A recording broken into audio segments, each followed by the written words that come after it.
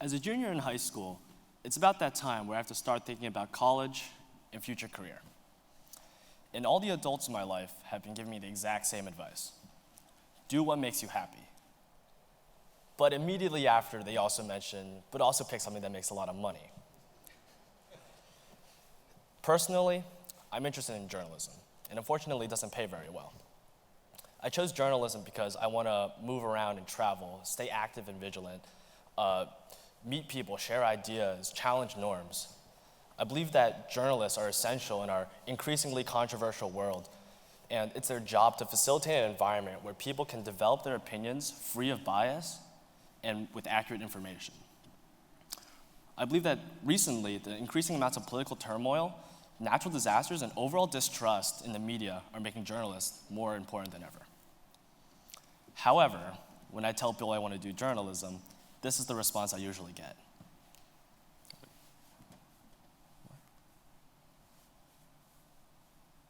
All right.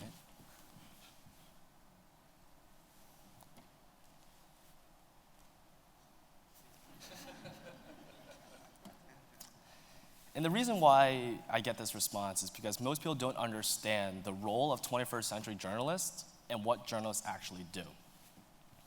Some of the common arguments I hear about why not to do journalism is because, one, everyone has a phone these days. You can essentially do your own reporting, you can record anything you see in your daily life. And two, the ineffectiveness of news broadcasts. The 6 o'clock news is about an hour, including commercials, and covers around maybe 10 stories. In comparison, the New York Times publishes 150 articles every single day, and they're uploaded by the minute, giving you the most current information.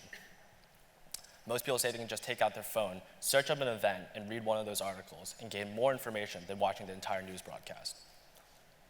But what they fail to realize is that the information they search up online was also gathered by journalists. The New York Times and the 6 o'clock news work together in tandem to provide information. The 6 o'clock news is like a blurb at the beginning of a book, giving you a short summary of what the story is, ultimately enticing you to seek further information in sources like Wall Street Journal, Fox News, or the New York Times, or a variety of other online sources. But even with this information, people still advise against going to journalism for one main reason: it doesn't make money. And I have friends that are facing the exact same hardships in other fields. For example, the arts. Art is inherently part of human nature. Ancient cave paintings date back 40,000 years. And perhaps 40,000 years from now, scientists will find a student's doodle on a piece of homework and analyze it just as how we're analyzing these cave paintings today. These cave paintings give insight into the cultural and creative mindsets of the people back then, just like how journalism is important in the socio and political sense. We look at primary source documents to give factual and historical context to the mindsets of people back then. But tonight, I'm not here to advocate just for journalists and artists. I'm here for all future generations entering the workforce. If there's something you're passionate about, something that you want to do, something that means something to you, try to do it. Because I believe you can only do your best work when you're doing what you want to do, how you want to do it. John Lennon once said that in school, a teacher asked him what he wanted to be when he grew up. Lennon said happy. The teacher said he didn't understand the assignment. Lennon said the teacher didn't understand life.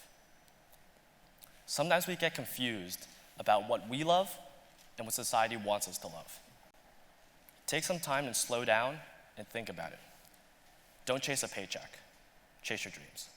Thank you.